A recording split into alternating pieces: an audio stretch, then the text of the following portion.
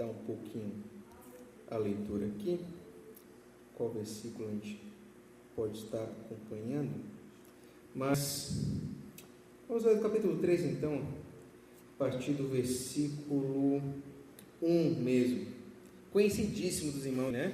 Eu acho que pelo menos todo crente uma vez na vida, pelo menos uma vez, ele já pensou, vou ler a Bíblia toda. Muita gente não lê, eu sei que é verdade, né? Hoje em dia os tempos são complicados, muito corridos, etc, né? Mas todo crente uma vez na vida pensou, vou ler a Bíblia.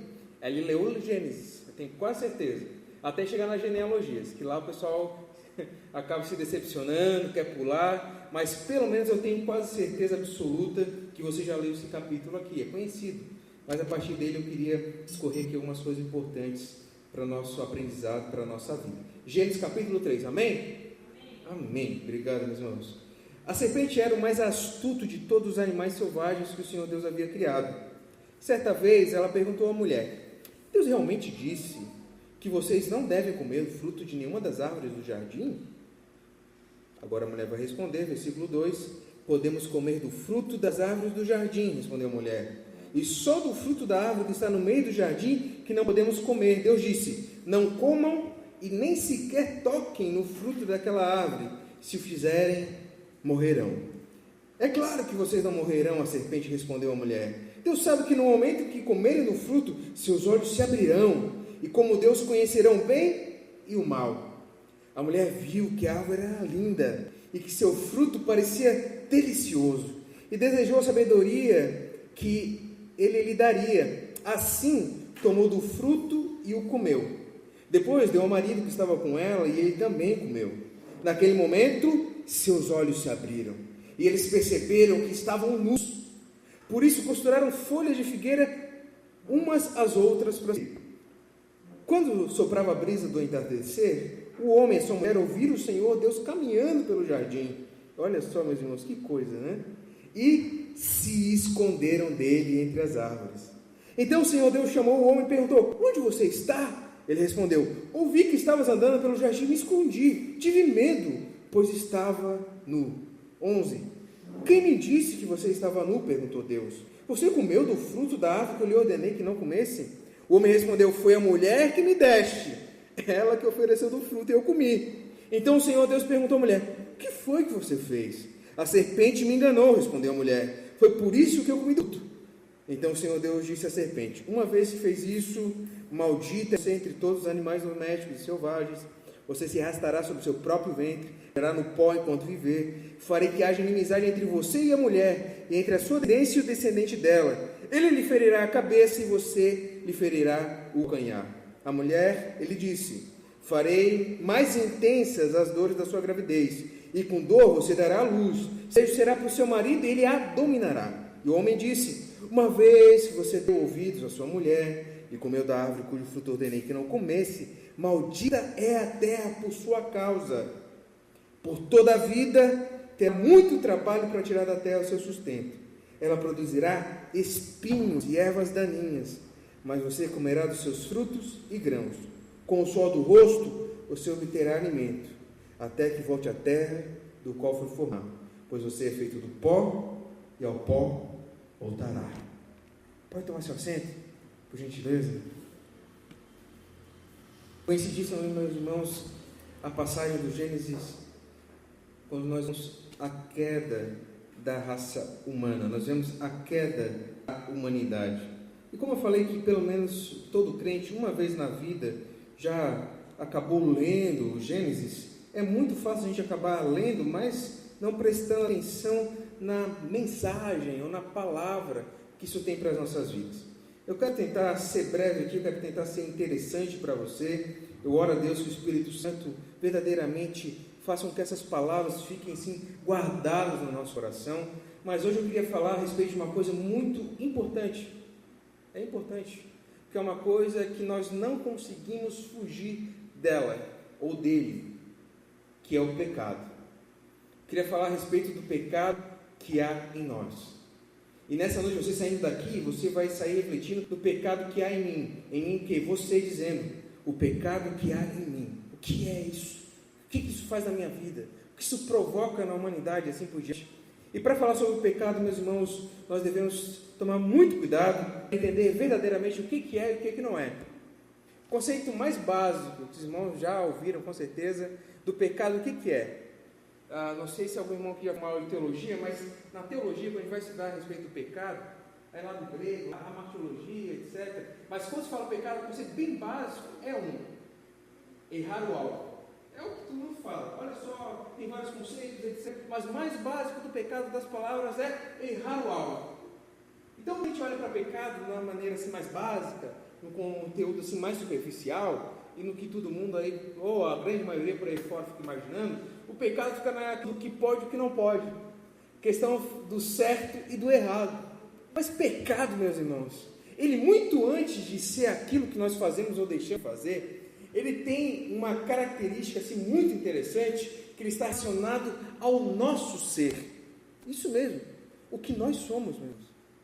Muitas vezes nós não temos uma compreensão correta do que é pecado. O que pode acontecer? E aqui eu vou deixar o Espírito Santo de Deus falar com a gente.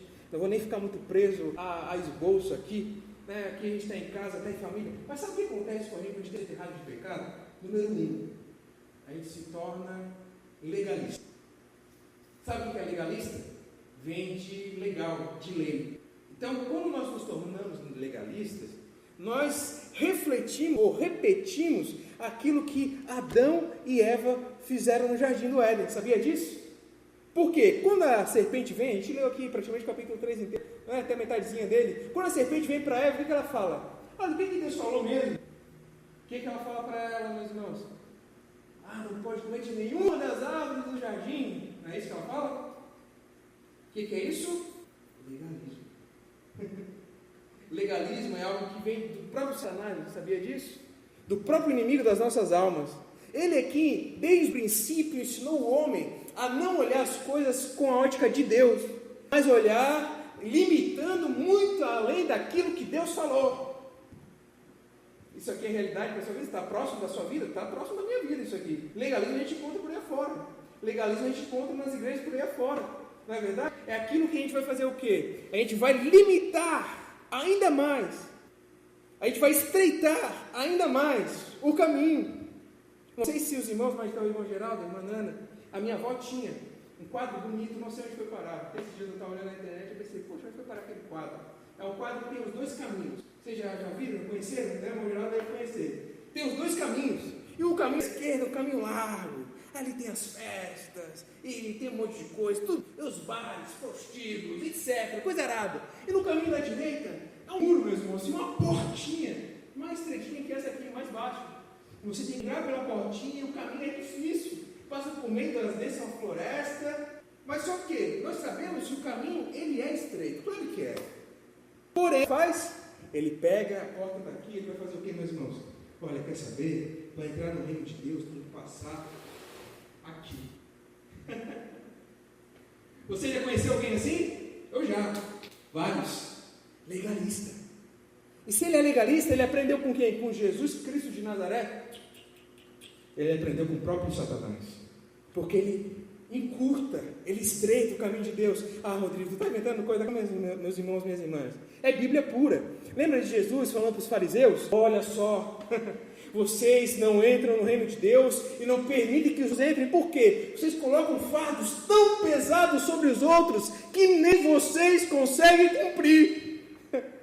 A gente acha, estou em 2008, século 21, tecnologia, sou inteligente, sou esperto, mas não adianta, meu querido, vai passar os anos, a Terra pode chegar a 3.000 anos se Jesus não voltar, mas o ser humano vai continuar a mesma cabecinha contaminada pelo pecado. Então as práticas se repetem.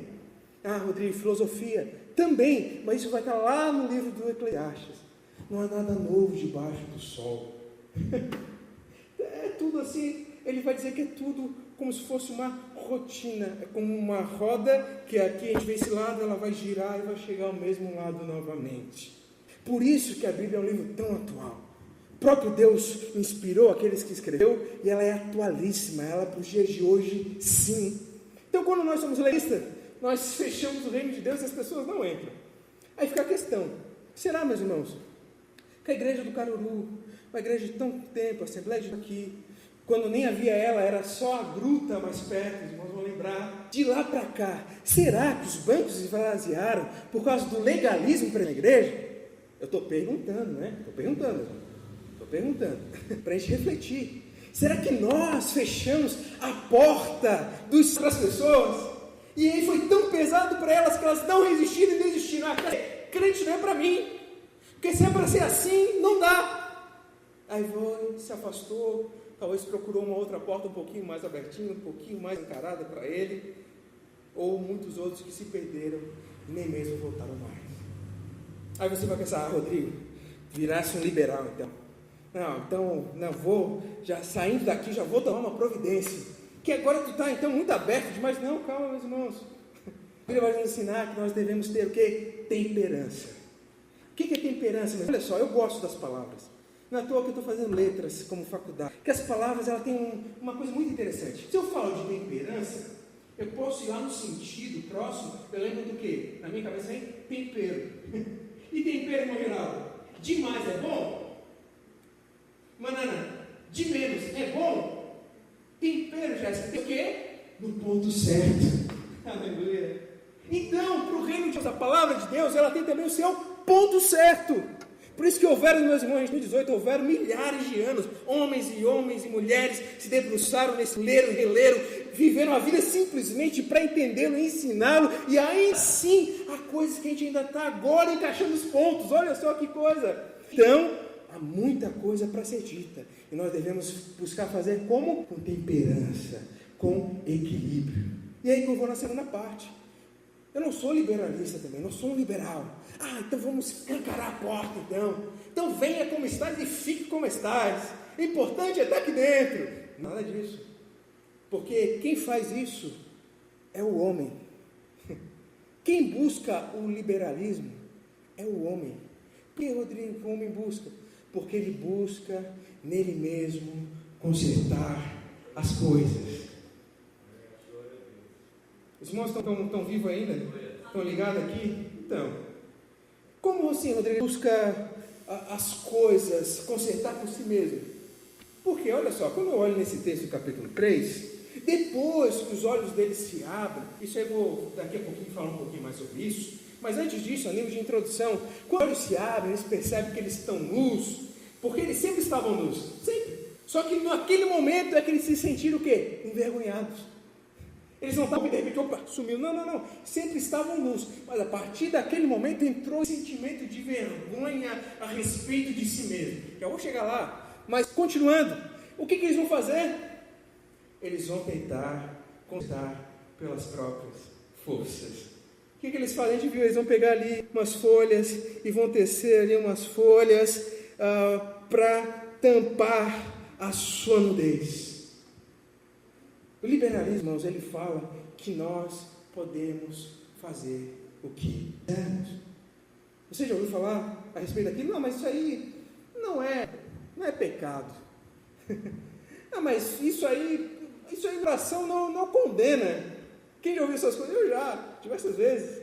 Porém, meus irmãos, pecado, eu estou querendo trazer para você, que ele vai muito além do certo e errado. Se você gosta de filosofia, isso aqui está relacionado à questão ontológica. Ontológica é a questão do ser, do que eu sou, do que você é, como ser humano, pessoa, como homem, como mulher que é, como pessoa que sonha, como pessoa que pensa, pessoa que trabalha, que tem família, etc. É isso que você é. Então o pecado atinge isso que nós somos. E se ele atinge isso que nós somos, meus irmãos, ele corrompe isso que nós somos. E se a gente ficar baseado na questão do certo e errado, nós vamos nos perder, meus irmãos. Vamos levar muitos até talvez para o inferno e nós vamos atrás deles também. Sabe o que a Bíblia fala? Romanos capítulo 14, é o último versículo. Não sei se é o 23, 22, mas é 14, é o último lá, ou penúltimo. Tudo o que não provém de fé é pecado. Mas espera aí, tudo que não provém de fé é pecado. Meus irmãos, o que o homem fez no começo no jardim, o mal não está no comer do fruto. Entenda isso, meus irmãos. Na Idade Média eles fantasiaram tanto isso, pintaram a maçã vermelha. Por que vermelha? Porque ela fica no pé, ela é atrativa, vermelha é chamativo. Então era a cor do pecado, vermelho, o sangue. Mas a questão não está numa fruta, a questão não está numa árvore, a questão está em ir contra a vontade de Deus. Por quê, meus irmãos? O homem foi criado por Deus o quê? Perfeito. Você tem que entender isso. Não foi criado por Deus imperfeito? Não, perfeito, reto, justo. Porém, na sua liberdade de escolha, ele optou por uma coisa. O que ele optou, Rodrigo? Ele optou por uma vida sem Deus. Porque quando eu tomo o fruto do bem e do mal para comer, eu quero discernir o bem e o mal. O que eu quero fazer? Eu quero determinar o que é certo e o que é errado para mim. Quando Eva olha para aquilo dali, na minha tradução é a NVT, uma tradução mais recente, ela fala, olha, ela olhou a árvore, era linda. Aquele fruto atraiu ela. Por quê? Porque no coração dela subiu um sentimento de independência. Independência. Sabe o que é esse burburinho no coração que o adolescente sente bastante? Na juventude muitas vezes até vai aí por muito tempo. Deus queira que não vá muito aí na vida de quem é jovem, mas esse burburinho no coração de independência, isso aí nasceu lá no Jardim do Éden. Não quero mais estar debaixo da tutela de Deus. Eu quero definir o que é bom e o que é mal para mim. Por isso que o homem continua repetindo isso. Qual que é a discussão aí fora, meus irmãos? O que é bom e o que é mal? O que é certo e o que é errado? O que você tem visto nas notícias essa semana? Entrar com a força militar, invadir a favela, é bom ou é mal? Eles ficam nessa questão. E tudo nesse envolto da nossa sociedade é uma dicotomia. É sim, é bom, é não, é errado. Mas eles não questionam, meus irmãos, a razão de fazerem o que estão fazendo. Meus irmãos, sabe o que afasta jovem da igreja? Eu falo isso como jovem, como muito tempo de jovem, etc. É ficar no certo e no errado. Porque daí o camarada vem aqui e fala assim, olha, não pode, hein? Mas por quê? Não pode. Não pode. Mas não pode. E a gente acaba ficando assim numa coisa muito rasa e não faz muito sentido. Não faz sentido mesmo. Porque o que Deus falou para Adão e Eva? Quando vocês comerem, vocês... Vamos lá?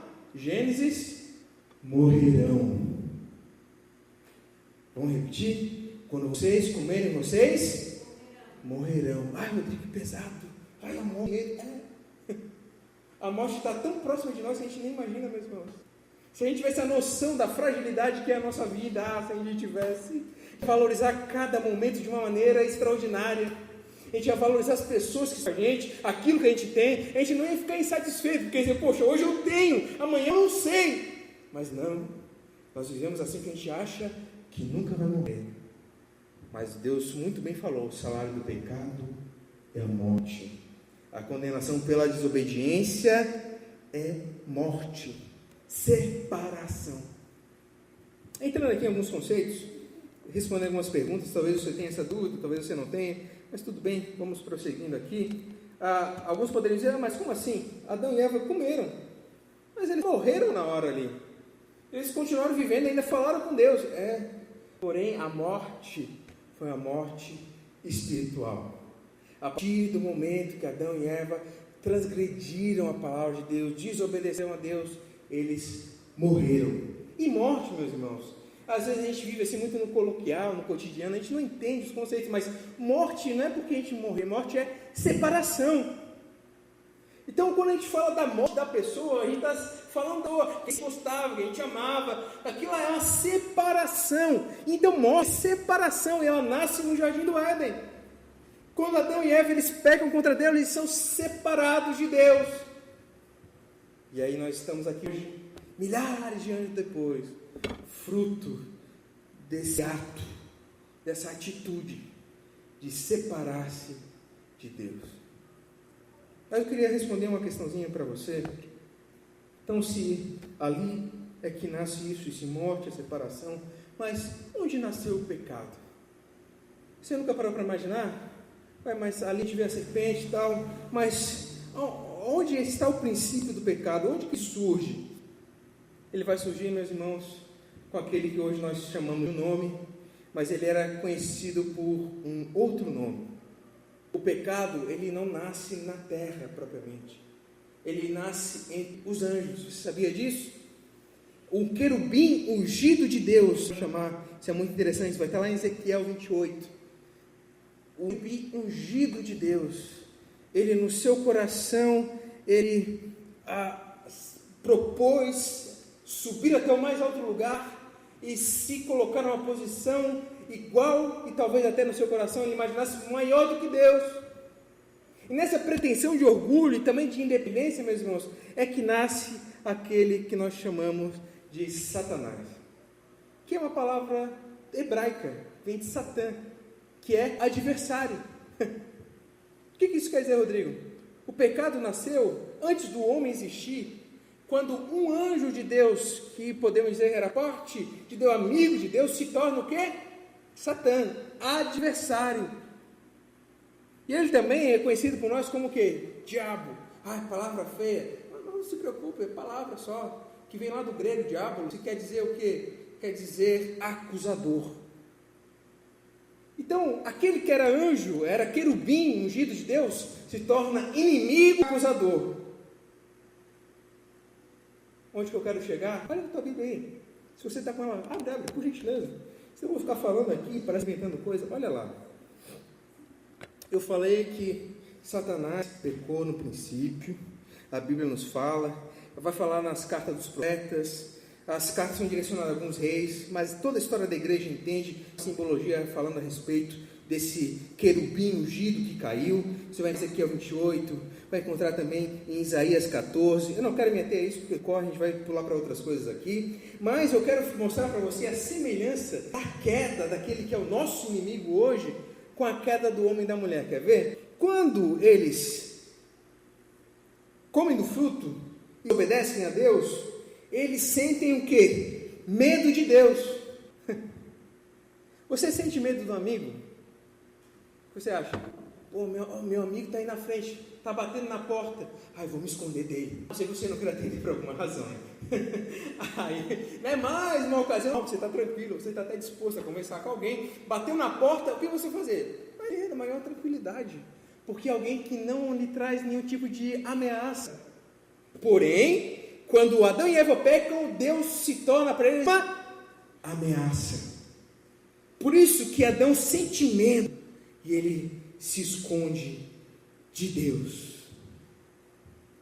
Parecido com o que aconteceu lá com o inimigo de nossas almas. Vamos para frente.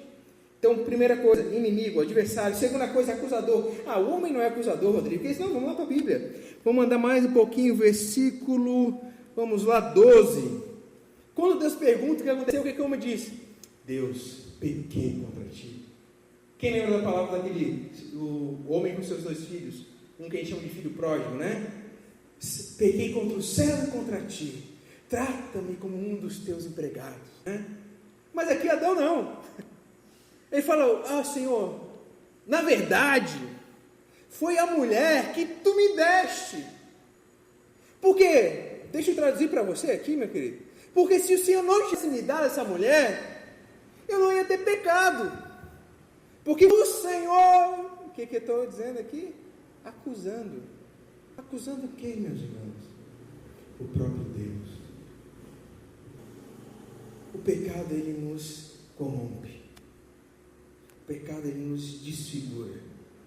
O pecado nos torna inimigos, um dos outros, de Deus também. Ele nos torna acusadores, um dos outros, de Deus também. Eu sou com alguma pessoa por aí fora que ela fala, mas olha, tsunami. Adão fazia isso. Olha, foi a mulher que tu me deste, botando a culpa em Deus. Mas isso, meus irmãos, é culpa do próprio homem. Pode ter certeza disso. Você sabia disso? Que o homem é culpado. É culpado. É o que nós chamamos de pecado original. Mas Adão não peca. Não, você é pecador também. Porque por um entrou um pecado na humanidade e ele fica, até que por outro fosse retirado. Quem é esse outro? Jesus Cristo. Mas se não for por Cristo, nascidos em pecado, nós somos. Nós somos assim, meus irmãos, acusadores. Nós somos incapazes de ter um relacionamento saudável. Você parou? Que no mundo aí fora, às vezes até mesmo na nossa realidade, há uma incapacidade de alguém se entregar para o outro. A mãe capaz vê alguém feliz, crescendo, se dando bem. Você já reparou isso? Mundo é o pecado presente no homem. Isso, meus irmãos, é uma coisa assim tão profunda, tão séria, que a coisa é tão grave que não dá a remediar.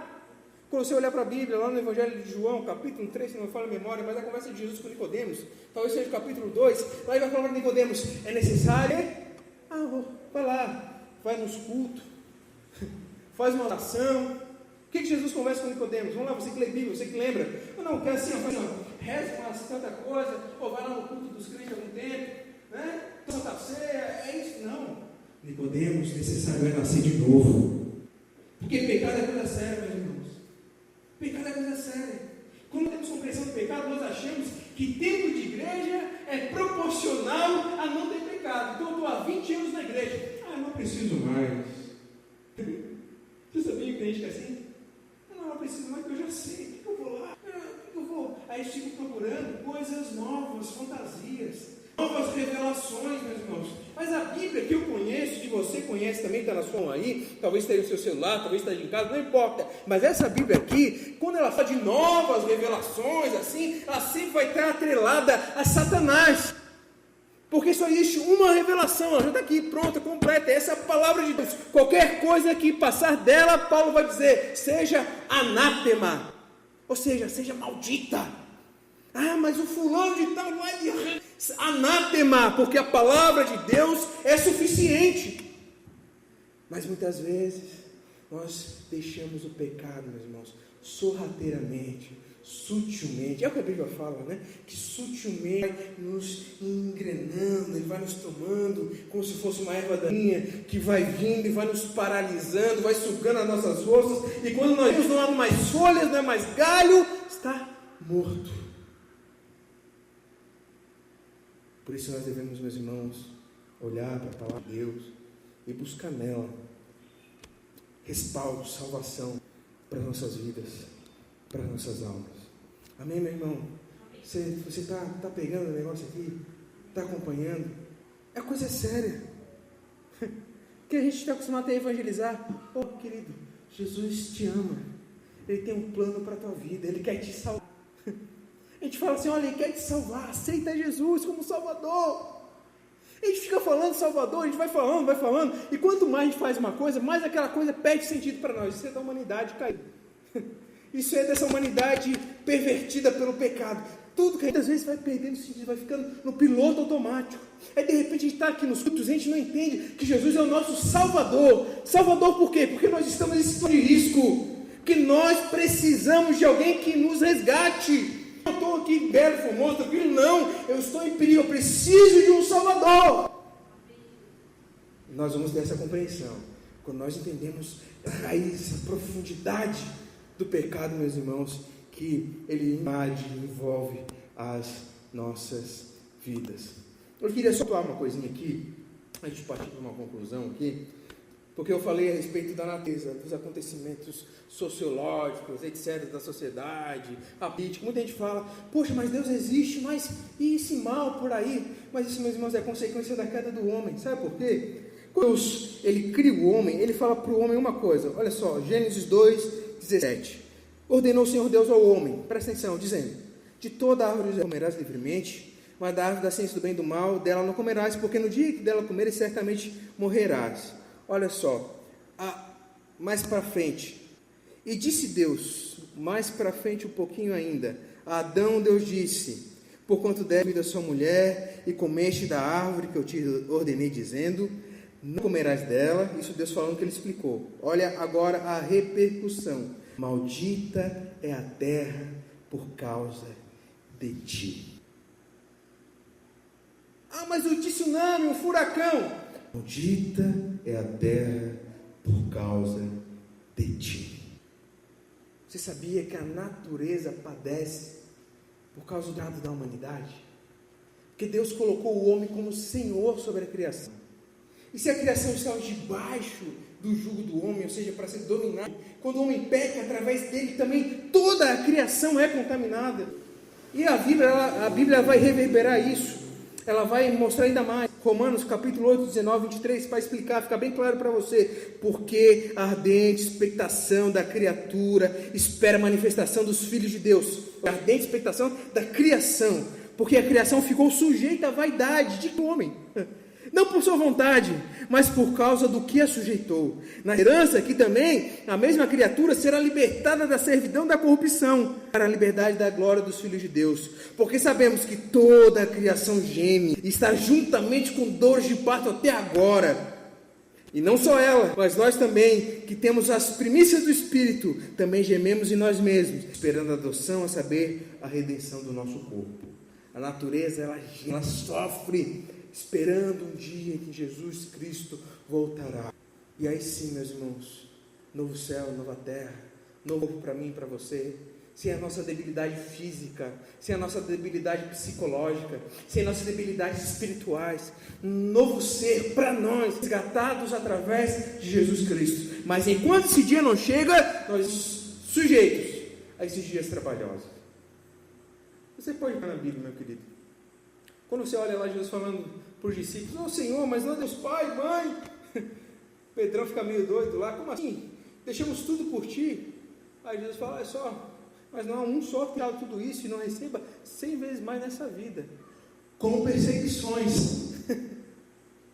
O mundo tereis aflições, meus irmãos, porque nós voltamos as nossas costas para Deus. É necessário que nós possamos, meus irmãos, nos arrepender e nos voltarmos para o Deus Criador dos céus e da terra. Você, da carta aos Hebreus, ele já parou para isso, olhando fixamente para Jesus, autor e consumador da nossa fé. Por que, meus irmãos? Ele resgata isso. Quando ele fala: "Olha, nós que estamos com uma tão grande nuvem de testemunho ao nosso redor", ele vai falando a respeito dessas coisas, para dizer que nós não estamos sozinhos nisso aí, nós somos os primeiros crentes na face da terra, mas ele vai dizer que nós devemos olhar para um alvo fixo. É como se fosse um caminho que vai levar até o que? Jesus. Qualquer outro caminho que não seja com destino em Jesus, meus irmãos, ele leva à morte. Então toda a nossa vida nós devemos basear, meus irmãos, dentro dessa verdade. Quem é o Senhor da sua vida? Quando você nasce, criancinha, o pecado já está nela. Você sabia disso? Você sabia disso? Isso é uma verdade. Porque nós nascemos no pecado. Nós somos ímpios desde a madre. O salmista vai dizer, Salmo 58:3. Alienam-se os ímpios desde a madre, ou seja, desde o ventre. Andam errados desde que nasceram, proferindo mentiras. Romanos 9:11. Porque não tendo eles ainda nascido, nem tendo feito bem ou mal, isso aqui está falando dos irmãos de Jacó, e para que o propósito de Deus segundo a eleição ficasse firme, não por causa das obras, mas por causa daquele que o chamou. Antes mesmo de terem nascidos. Vamos mais adiante. Porque se pela ofensa de um só a morte reinou por esse, aqui está falando de Adão, você vai estar lá em Romanos 5, muito mais os que receberam a abundância da graça e justiça reinarão em vida por um só, Jesus Cristo. Vamos mais adiante, Mateus 18, e disse: "Em verdade vos digo, se não vos converterdes e não fizerdes como crianças, de modo algum entrareis no reino dos céus." Aqui são os versículos chaves para a gente entender essa questão. Você que já teve filho, você acompanhou uma criança pequena, você sabe que o filho, a criança, o bebê, ele não ama a mãe. Isso os psicólogos vão atestar para a gente. Não, ela não ama a mãe, ela ama o peito, ela ama o leite, ela ama o alimento que ela recebe. E se você vê uma criancinha, meus irmãos, tudo é dela, egoísta extremamente, tudo é dela. Porque ela, quando ela é pequena, se você vai estudar em psicologia de desenvolvimento, quando ela é pequena, ela não consegue diferenciar o que é o outro e o que é ela. Tudo é dela, tudo é o mundo dela. Isso aí é reflexo do homem pecador. Mas então ela vai crescendo e quando ela cria consciência, ela tem que reconhecer. Por isso que é tão importante as classes da escola bíblica infantil, por exemplo. Eu me criei dentro de uma dessas. Porque ali os conceitos de Deus vão sendo falados na linguagem da criança, da forma lúdica da criança, nas imagens da criança. Porque a criança precisa se converter a Deus. Mas espera aí, Rodrigo, como assim? Aí vai entrar a questão, né? Não, mas qualquer criança não, pera. Os recém-nascidos, até a idade em que se possa definir ou distinguir entre o bem e o mal, a criança, pela graça de Deus, ela é guardada. Entenda isso.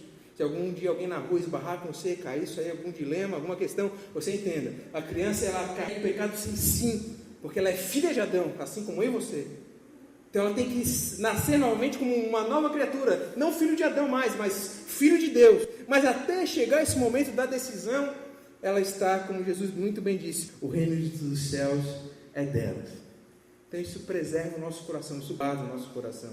Mas isso não anula a responsabilidade e a verdade de que nós nascemos em pecado e nós precisamos, meus irmãos, ser salvos pela graça de Jesus Cristo. Amém? Você entende isso? É só pela graça?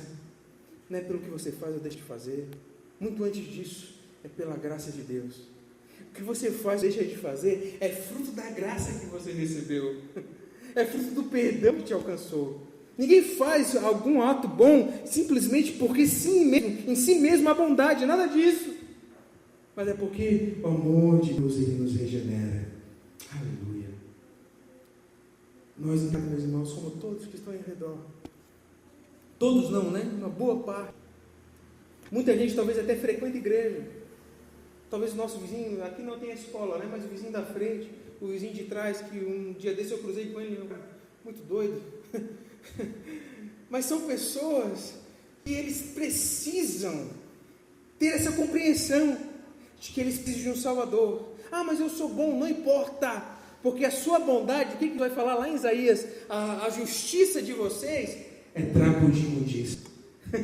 Você sabia que Deus fala isso na Bíblia? Então não há bondade em nós, só pode haver através do sacrifício de Jesus Cristo. É por um outro, meus irmãos, é que nós recebemos perdão dos nossos pecados. Não é por mim, não é por você, não é pelo sacrifício do próprio Filho de Deus encarnado, que entregou a sua vida por mim e por você. E não só entregou, graças a Deus por isso, ressuscitou ao terceiro dia, eu estou à destra de Deus, e mais a Bíblia fala, intercedendo por mim e por você. Aleluia, né? É por isso que nós estamos aqui. Lutamos com o pecado todos os dias? Lutamos. Lutamos para não sermos dominados? Lutamos, sim, lutamos. Mas nós não podemos ficar desapercebidos. Não podemos, irmãos. Porque o pecado, ele é sorrateiro. Ele não vem de supetão. Meus irmãos, ele vem devagarzinho. Ele não mostra a sua face verdadeira. Sabe o que a Bíblia fala? Olha, Satanás, ele se transveste, ele se esconde, ele se disfarça de anjo de luz. E muitas vezes nós estamos vivendo situações, vivendo momentos, meus irmãos, em que o pecado está ali nos chamando e nós estamos brincando com ele. É como aquele rapaz que chega e pergunta para você assim, se um dia for líder de jovem, você vai ouvir isso de alguém. Tá, mas olha só, traduzindo, né? Até onde eu posso ir? O pecado está lá, mas eu fico o quê? 2 passos ou 1 passo longe dele? A minha mão, onde meus olhos podem? Eles perguntam até o mais próximo que pode chegar pecado. Porque o coração ainda não foi convertido, entendeu? Porque se eu e você verdadeiramente nascemos de novo, nosso pensamento vai ser: o quão mais distante eu posso estar do pecado e quanto mais próximo eu posso chegar. Essa é a verdade. Eu quero que isso fique gravado no nosso coração. Não quero que nós sejamos legalistas. Não quero que nos tornamos praticantes do que os fariseus faziam. Nós impedimos as pessoas de chegar até o reino de Deus. Não quero. Também não quero que nós sejamos liberais, escancarados. Nada disso. Eu quero que vocês sejamos temperantes, cheios de temperança, cheios do fruto do Espírito Santo. Que nós saibamos, meus irmãos, viver com equilíbrio. Não ser crente chato, maníaco. Não, meus irmãos, isso aí não é muito longe.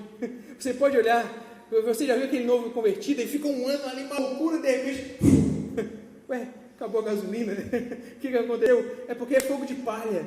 Não, meus irmãos, a vida cristã, ela é uma peregrinação, ela é uma caminhada, é passo a passo, é pouquinho a pouquinho, e aí sim, devagarzinho, nós vamos alcançar o nosso prêmio que está reservado lá no céu com Cristo Jesus. Sabe o que tem lá? Uma coroa de glória. Aleluia. Para todo aquele que vencer. Vencer o quê? Vencer o mundo e tudo o que o mundo oferece. É isso, meus irmãos. Então, quando você olhar para Gênesis, não olhe e diga assim: poxa, a mulher, né? Que coisa, o que fez? Não. olhe para ela e se veja lá. Como você facilmente se seduz pelas ofertas. Quando olhar para Adão, pô, Adão, e que coisa. Não, olhe para você e lembre das vezes em que você olhou para Deus. Viu, Deus? Olha só o que está acontecendo. Nós fazemos essas coisas. Mas nesse momento você possa olhar e lembrar. Você está debaixo da poderosa mão de um Deus que é o seu Pai. Aleluia. Tanto que quando Ele dá o juízo para a mulher, olha só, você vai ter dores dobradas. Mas Ele fala, olha, da tua descendência, da tua semente, virá um que esmagará a cabeça da serpente. Aleluia. Ele já veio, meus irmãos, Ele veio e já esmagou a cabeça da serpente. Por isso que você pode ter uma vida diferente. Sabia disso? A vida está meio assim, eu não estou entendendo. Então você tem a oportunidade de ter uma vida diferente. Quem está faltando para você, meu querido? Estou confuso. Ore a Deus. A Bíblia fala, Deus tem sabedoria para dar. Nós não temos porque nós não pedimos. Ele tem abundantemente, peça que Ele dá. Eu estou andando meio triste, desapontado. O Espírito Santo é um fruto isso. Ele gera em nós alegria. Sabia disso? O Espírito Santo gera em nós alegria. Mas eu ando assim meio desanimado. Ele renova as nossas forças. Aleluia.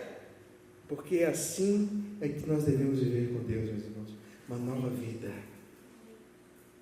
Deixando para trás as coisas, todas as coisas, olhando para Jesus, autor e consumador da nossa fé.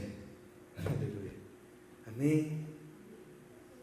Eu queria que você guardasse essa palavra no coração, para você ter a compreensão da seriedade, da realidade do pecado no nosso dia a dia. Queria convidar você a propor no seu coração lutar com ainda mais força contra o pecado que tão sutilmente ele vai tentar nos conquistar. Cada um tem as suas lutas, suas fraquezas, cada um tem as suas limitações, mas é bom saber que maior é o que está em nós do que o que está no mundo. Então, se Cristo venceu, você também pode vencer. Vamos ficar de pé, meus irmãos, vamos fazer oração? Vamos orar a Deus, buscar em Deus resposta para as nossas vidas. Que nós não venhamos a nos basear, meus irmãos, nos exemplos de Adão e de Eva. Não é disso. Mas que exemplo eu devo seguir, Rodrigo? Se você olhar para Moisés, você vai ver falhas em Moisés. Sabia disso? Se você olhar para Paulo, você vai encontrar em Paulo algumas coisas que poderia consertar. Se você olhar para mim mesmo, acabou. Mas se você olhar para Jesus, autor e consumador da sua fé, pode ter certeza, você não vai ser decepcionado. Aleluia. Você vai caminhar em passos firmes. E por mais que venham muitas pessoas falar coisas para você, isso não vai entrar no seu coração. Aleluia. Que o seu coração seja uma fortaleza muito bem guardada pela palavra de Deus. Que seja capacete sobre a sua cabeça para a salvação, para que nada mal penetre nos seus pensamentos, que nada roube a sua paz, mas que o Espírito de Deus verdadeiramente nos faça viver como novas criaturas, não mais escravos do pecado, não mais nascidos do pecado, mas novo nascimento através do Espírito Santo de Deus, através do sangue de Cristo Jesus. Aleluia. É o que Deus tem para nós. Eu queria convidar você para orar. Eu queria que você confessasse para Deus aí os seus pecados, porque Deus, Ele é fiel e justo para nos perdoar em todas as nossas ofensas contra Ele. Ele é misericordioso, meus irmãos. O preço de Jesus, o preço que Ele pagou foi muito alto. Então Ele pode perdoar os nossos pecados, sim. Isso vai te trazer leveza para a vida. Aleluia. Chega de viver assim oprimido, sobrecarregado. Lança fora esse fardo. Toma o jugo de Jesus que é leve. Os mandamentos dele não são pesados. Ele mesmo falou. Imagine comigo, Jesus, olha só. Tome aqui o meu jugo, o meu fardo é leve, é suave. Siga os meus mandamentos, não são difíceis de cumprir, porque são mandamentos que geram vida. Aleluia. Deus quer fazer um novo tempo na sua vida, na sua casa. Meu Deus, Ele é poderoso para mudar a circunstância. Em nome de Jesus, vamos orar. Deus nosso Pai, diante da Tua palavra, Senhor, nós aqui nos debruçamos. Queremos pedir, Senhor, que nós sejamos, ó Deus, livres do pecado. Que nós sejamos, Senhor, transportados do reino das trevas para o reino glorioso de luz, Jesus Cristo. E nesse reino de luz, Senhor, muitos têm medo de entrar ali, porque na luz tudo fica visível, palpável. E aí, como nós queremos nos esconder de Ti, mas nos ensina, Senhor, a tomar a responsabilidade sobre nós, admitirmos: eu pequei, falhei, eu sou incapaz, ajuda-me, Senhor. Que nós possamos olhar para Ti e ver essa poderosa mão estendida para nos erguer. Que no nome de Jesus nós venhamos trilhar o caminho de Cristo, e não o caminho de entregar a nossa vida a Ti em obediência, seguir os Teus passos, fazer a Tua vontade. Que o nosso prazer, Senhor, esteja em cumprir o Teu querer. Ó Deus, enche os corações de alegria, eu te peço no nome de Jesus. Ó Deus, o Senhor sabe as nossas necessidades. O Senhor conhece, ó Deus, os pensamentos do travesseiro de cada um de nós. Muitos de nós deitamos a noite e a mente, ó, vai longe. O Senhor conhece, ó Deus, e somente o Senhor pode trazer a solução. Traz paz nesse coração agora, Deus, pelo dedo do Teu Espírito Santo. Dá uma noite tranquila para os Teus filhos. Leva eles paz, Deus, com segurança. Não deixe eles desanimarem, ainda que sejam poucas pessoas ao redor, ainda que as dificuldades sejam grandes, ainda que haja decepção com amigos, com os próximos, com aqueles que talvez eles se espelhavam, mas que eles possam aprender a olhar fixamente para Jesus Cristo, autor e consumador da nossa fé.